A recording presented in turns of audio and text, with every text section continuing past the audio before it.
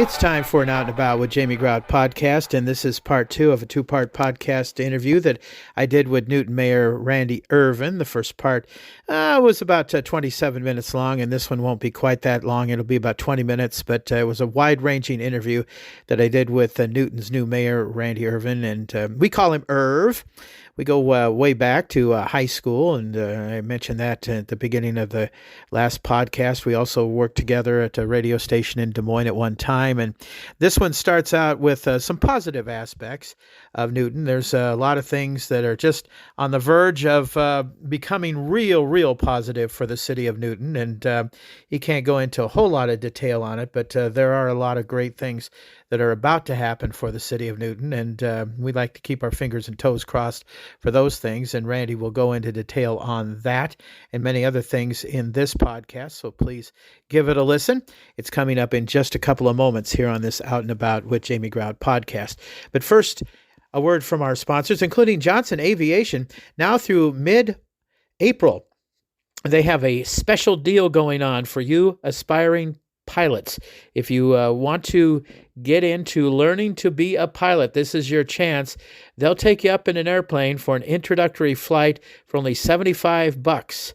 Yeah, $75. They'll take you up in an airplane and put you behind the wheel, and you can find out what it's like to be a pilot for one lesson for $75. Get a hold of Ethan at Johnson Aviation and find out what it's like to be a pilot. $75 now through mid-April. $75 introductory flight at Johnson Aviation. Get a hold of them at the airport. They'd love to see you come on out, take you up in a plane, and fly around for a little while for $75.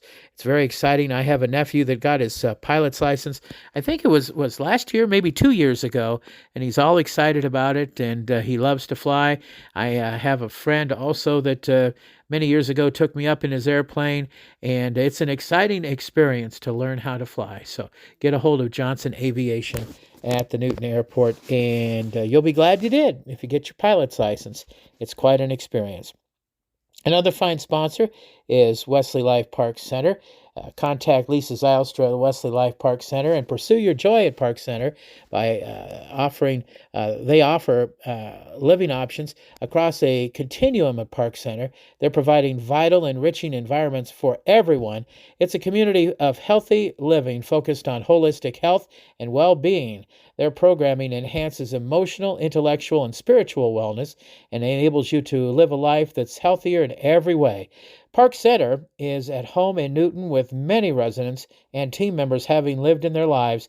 And if you'd like to learn more about Park Center's different levels of living and to find the lifestyle that's right for you, contact Lisa Zylstra at 641-791-5000. 641-791-5000. Get a hold of Lisa Zylstra at Park Center. And of course, it's a place where my sister lived the last years of her life, and I cannot say enough about the care that she received at Wesley Life Park Center. It was just fantastic. Those people are great folks at Wesley Life Park Center. Another fine sponsor, Ryan's Tire and Auto on First Avenue in Newton. Little Red and myself got Ryan a birthday cake. If you're listening to this podcast on Tuesday, just know that yesterday was his birthday, and on his Facebook page, his crew took over his Facebook page to wish him a happy birthday, and a lot of people wished him a happy birthday, including Darla Bishop Maudlin, and they wished him a happy birthday. They said, "Happy birthday, Ryan. Hope this year treats you as well as you do all your customers." And, of course, we wished him a happy birthday, gave him a shout-out on WHO Radio. Great service, great folks at Ryan's Tire and Auto on First Avenue in Newton. And just last week, Ryan wrote a $500 check to the Jasper County Fair to support those FFA and 4-H kids at Jasper County Fair. And he's always doing something to support the community at Ryan's Tire and Auto. Great service. If you need an oil change, you need your tires fixed or changed, he'll take care of you there, or whatever the case might be. Have him look at your car, Ryan's Tire and Auto on First Avenue in Newton. Another fine sponsor is Newton Clinic. Good care for what's ailing you at Newton Clinic. Your health care should feel personal. At Newton Clinic, they're proud to serve the community, caring for neighbors, families, and generations right at home at Newton Clinic. When you walk through their doors, you're not just a patient, you're part of the community at Newton Clinic. And don't forget, if you're looking for a new doctor, check out Kenzie Heiser. She's the newest provider at Newton Clinic. Another fine sponsor of the podcast is Advantage Credit Union. If you've been fouled by your financial institution, then blow the whistle. This is Coach Miles from Advantage Credit Union with some one-on-one for a financial victory. At ACU, you're treated like you own the team because you actually do. Advantage Credit Union offers great deposit rates. You actually earn interest instead of paying a monthly fee at you know where. Make shot, good! If you live or work in Jasper County or 18 other central Iowa counties, you are eligible to join. Visit us in downtown Newton or online at acuiowa.org. It's a game winner at ACU. Member NCUA. Well, let's talk about some positive aspects coming up for Newton. Frank Liebel just spoke at our Rotary Club meeting, too. And economically, I think the dam is about to burst in terms of things going for Newton, the way Frank was talking. And I'll let you take the floor on that.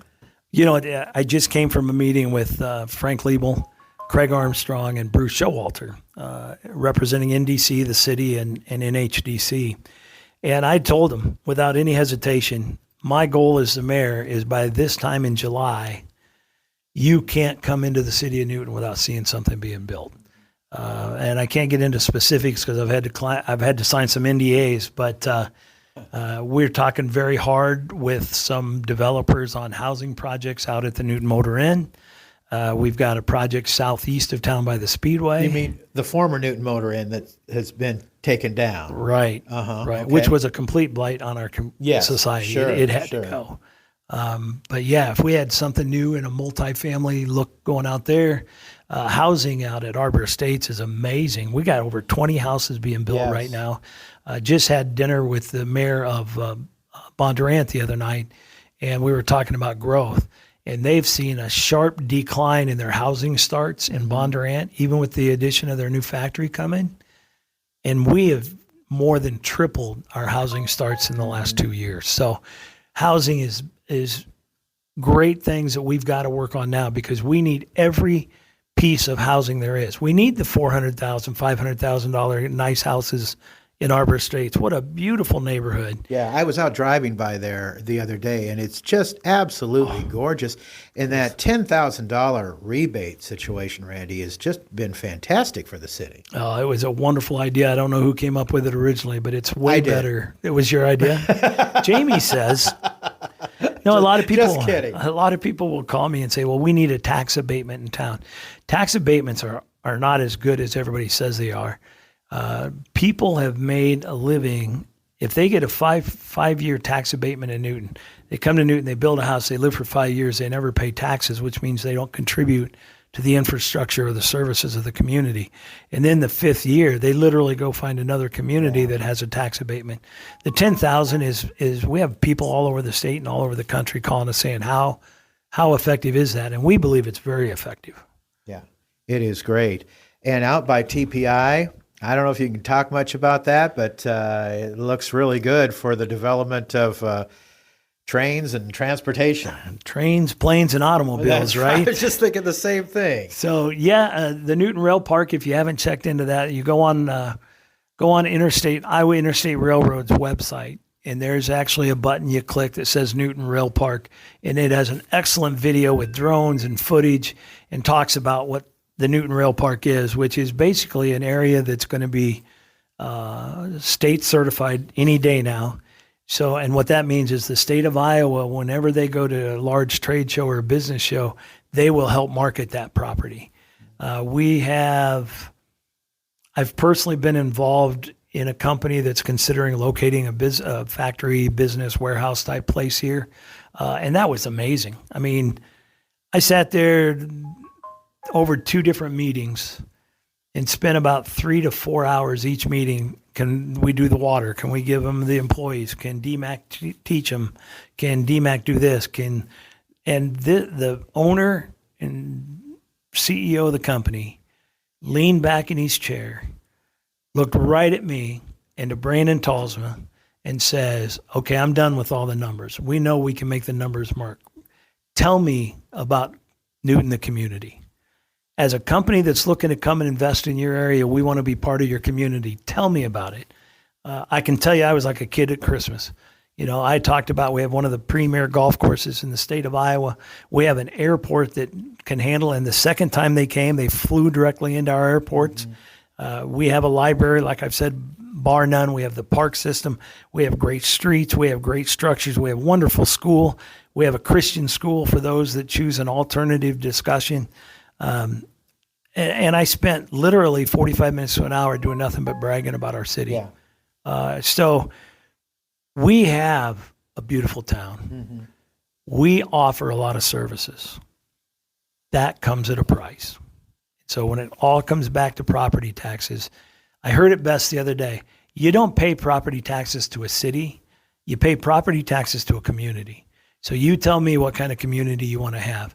And I want to have a community that's building something on the northeast side of town this summer in that rail park, building something southeast down by the NASCAR track, building southwest some homes. And I want to be able to drive through this town and say, oh, there's a multifamily housing going up.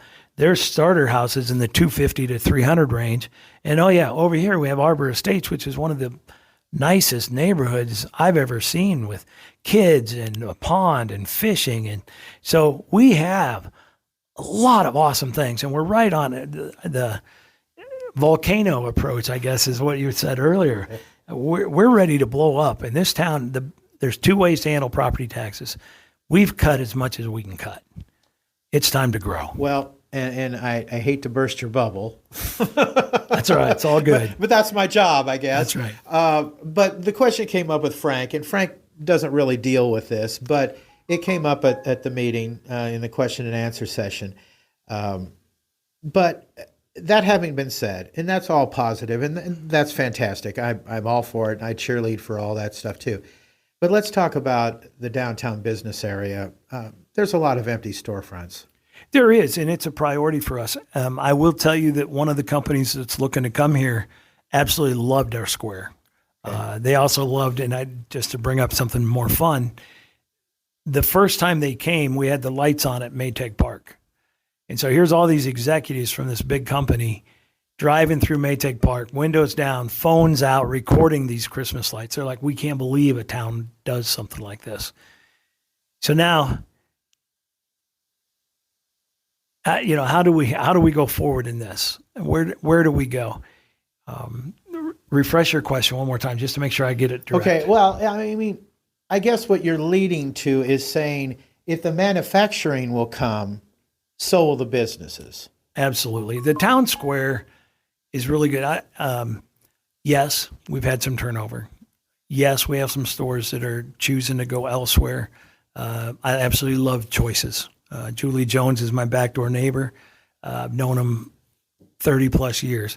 It saddened me to see them go to their West Des Moines store, but they have more room, more foot traffic. And so we have some things on the square that's in the middle of that. And I think it's darkest before it's dawn is a good way to put it. If you've not been to Gray Moon, right? I just came from a luncheon meeting there. Mm-hmm. Fantastic food, decent prices. There was a group of us that got done with an event a few weeks ago, and we went there about 8:00 at night, had a cocktail, watched basketball on the big TV. It will create foot traffic for the rest of downtown this summer. Yeah. I can tell you that I've had multiple people come to me and say, we'd like to build on the square. Mm-hmm. These products that we're talking about, or projects that we're talking about on each side of the town, you got to realize they're going to bring construction workers for the next 2 years. Sure. We need to have foods and restaurants and places for them to live. After that, there could be 100 to 300 new families in town. Right. We've got to have places for them to live. But we also have to have a downtown that is open and ready to invite them downtown for foot traffic. We have a fantastic movie theater. I think Mike Hansen's done a great job with Maytag Apartments and working on that corner. We've got other things that are happening that I can't really talk about.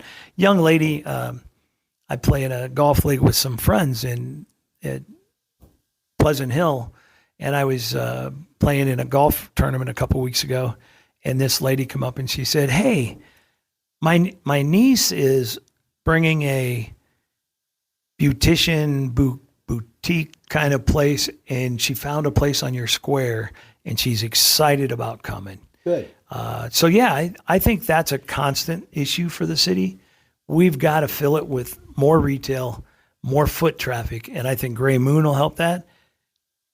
And Gray Moon, I called Gray Wolf earlier, but Gray Moon. Gray Moon. No, you said it right. Okay, and then the same with Legacy Plaza. If you haven't been to Crack and Crate, you haven't been to Murph and Mary's, but now we have to connect the two. Right. And I think it would be phenomenal to just have a nice entertainment corridor from Gray Moon to the movie house to the west side of the square to our splash park, right on into Legacy Plaza. We need that to blow up this next year. So how are we going to get the old Maytag headquarters filled? I think there again, whenever you bring in businesses and projects like we're talking about now, they are at the magnitude that there will be a lot of auxiliary businesses and little things. People all talk about when Maytag left. And it was hard on the city. But the hardest part to me in the city was we lost a lot of small businesses that catered to Maytag. Right. And those we need to get back. Sure. Jacob North comes to mind. It was a great printing company that did a lot of printing for Maytag. So once Maytag left, and then Jacob North said, well, there's nothing here for us, so we'll go on.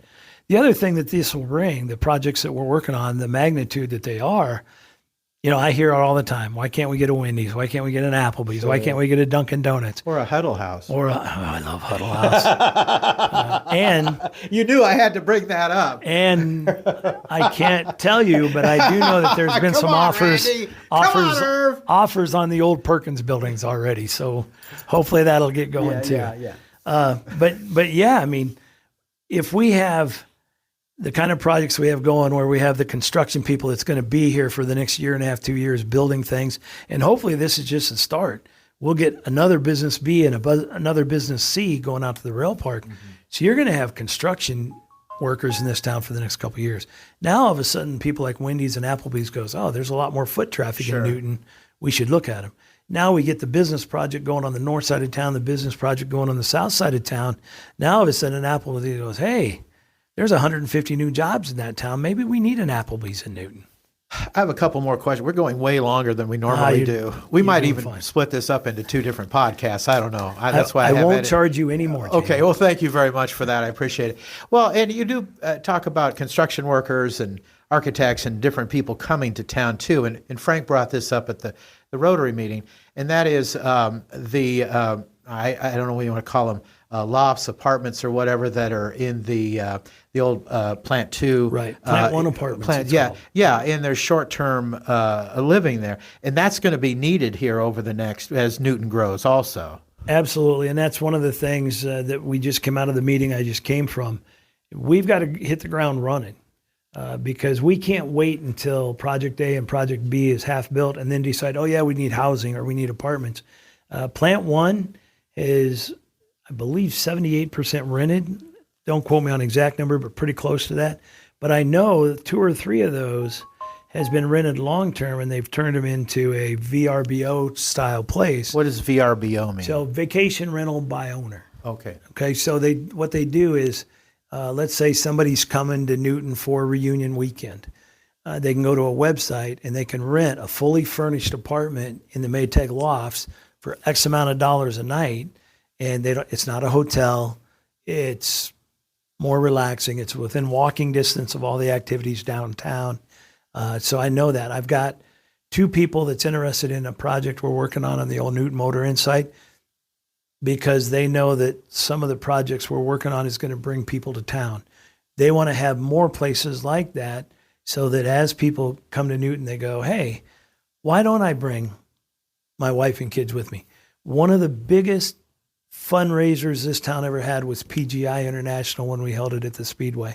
Not because just the big event, but that was a lot of people's family vacation. So while dad was or mom was working on fireworks and programming stuff, The spouse and the kids was busy going around seeing other things in the community, going to our pool, going to our YMCA. So we realized that there's a need there. In today's world, business people will take family with them when they travel. My daughter is getting ready to go to Florida for her company. My wife and my other daughter are going to fly down while she's down there for 2 weeks and spend a couple of days. Sure. That's a part of tourism, which is part of our long-range plan in Newton. We've got to have those properties available so that Jamie decides to come in and he wants his cousin and his cousin's family to come. Hey, I don't have room in my little house. I'll rent this place at the corporate offices and they can stay there, beautiful furnished apartment, and have free run of the city. So that's the kind of stuff that we have to be creative right now on where we go. And then I think with these other buildings, like I started to say, you're going to have enough surrounding businesses to support those that maybe now they need the 4th floor of the Maytag corporate office. Maybe they need the 3rd floor of the corporate office. And we have some great success stories over there already. We have one that started with like 10 employees, and now I think they rent out a whole floor. Wow. So that's the kind of stuff that we've got to look forward and start being positive and start working on things together. People like you are a big part of that. Well, thank you. Any news on the potential softball complex? I'm going to be brutally honest with you just because I like you. But I'm spoken like a true politician. Thank you, Randy. If you would have asked me in January what I thought of Project Fast Pitch, I would have said, it's still out there. It's a 10% chance. It's not dead in the water, but it's out there. I've had 3 meetings in 3 weeks, and I can't get into the details of them, but I can tell you it's not a dead project. Okay. And the people that have invested in it is probably more certain of the outcome. And I think I think I can say this, Project Fast Pitch is that we started working on that the year before I came on the council. So that was 7 years ago. Yeah, it's been a long time coming. And so I, along with other people, are tired of saying, we're going to turn dirt in August. Right. And we never do. Right. So once I see dirt moving, I'm going to be extremely excited. Sure. But people have got to realize that this isn't a softball complex on the north side of town that a couple Little League teams are going to play in. This is a magnitude like we've never seen in huge. It's huge. Huge. So yeah, God bless. We'll have all those projects going this summer. And Jamie will be like, wow, Randy, how did that happen? I didn't do it by myself. There's a lot of people involved. Right. There's midnight meetings. There's Melissa Dalton and maybe a supervisor or two has been at my kitchen table till 1, 2 o'clock in the morning working on some of this stuff. Okay. That's the cool things behind the belt that I can't show. Okay. I'm excited. I'm excited for Newton. I think we're in a great position. Okay. Circling back to the franchise fees. Sure. Look in your crystal ball. How do you see that playing out? How would I like to see it play out? Yes. Uh-huh. Best case scenario, I started to tell you the story earlier. They wanted 5% right up front. Right. I went to the staff and said, I want to break it in 2-2-1. I was told that ain't possible. Can't do that, Randy. 5% or nothing. Well, I don't take no very well, as my wife of 38 years will tell you. I said, let's go look. Come to find out we can. We can get the approval for the 5%, but we can do it in different increments. So if in the best case scenario, if I'm drawing all the planes and the good Lord gives me an opportunity to do that, we're going to put the 5% in. We're going to go 2%, 2% in 1 year, and 1% over the next 3 years. That way the 5%, none of this growth happens. 5% in 29, which I told you we were 1.2 million, that 5% will offset half of that 1.2 million. Okay. Up to half. Best case scenario in my mind, we put in the 5%, we put in the 2% this year to get everything going in the right direction, set everything up. And now project A, B, and C happen like I think they're going to happen this summer. Next year, my recommendation to the council will be don't add that 2% and that 1%. Let's freeze it, stay at the 2%. Let's start giving back to the city the amenities and the services they want without raising their taxes. All right. Thank you for your time. We are going to break this up into 2 parts. So if you're listening to this is part 2 of our discussion podcast with His Honor the Mayor, Randy Ervin. Thank you again. And I just want to tell people who might be listening to this outside of Newton that are calling to complain to Randy, give Irv a break. He was not mayor when this happened, and I just want to say he's a good guy. He really is, and he has Newton's best interest in mind. I know he can't talk about the whole issue. I get that, but he was not responsible for the whole thing. I know he was on the city council at the time, but there was not much he could do about it. So just leave him alone, for heaven's sakes. He's a big-hearted guy. He's a good man, and just leave him alone, okay? Jamie, thanks again for the opportunity. I love this city. God bless you and your wonderful girlfriend, Lynette, and God bless the people of Newton, because it's a great, great city. Thank you, buddy. That's going to wrap it up for this edition of Out and About with Jamie Grout. Other fine sponsors of this podcast include Lynette Baker, Halo Branded Solutions, Westside Java Coffee Bar, and the Made Right Sandwich Shop. Until next time, Grout is out. See ya.